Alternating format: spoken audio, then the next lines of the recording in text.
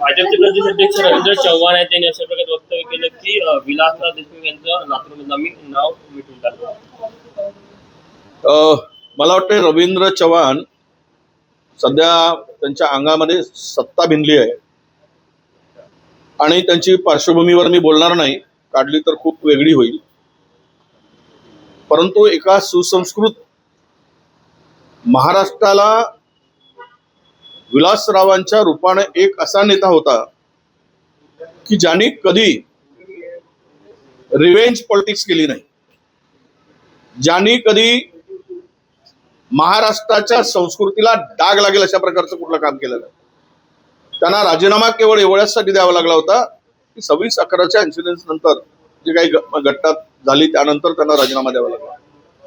आणि कशाच्या भरोशावर विलासरावांचं नाव मिटवणं, अरे असे भाजप येईल किंवा हे रवींद्र चव्हाण येतील जातील, यांचं नाव मिटेल, पण विलासरावांचं नाव मिटवणारी ताकद या महाराष्ट्रात पैदा झालेली नाही.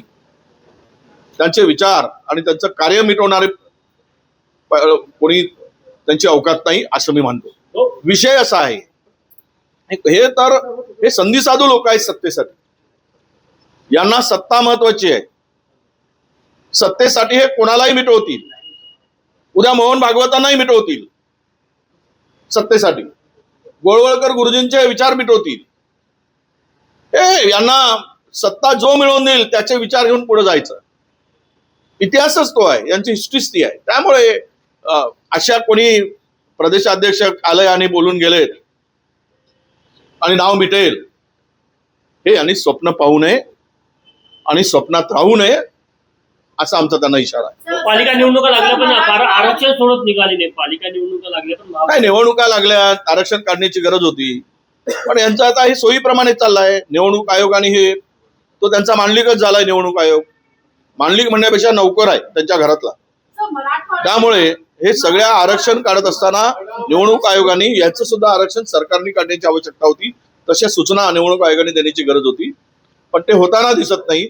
म्हणजेच याचा अर्थ त्यांना पुढच्या महापौर नेमत असताना आपल्या सोयीनं आरक्षण काढून ती व्यवस्था निर्माण करायचं आहे, अशी एकूण परिस्थिती आहे.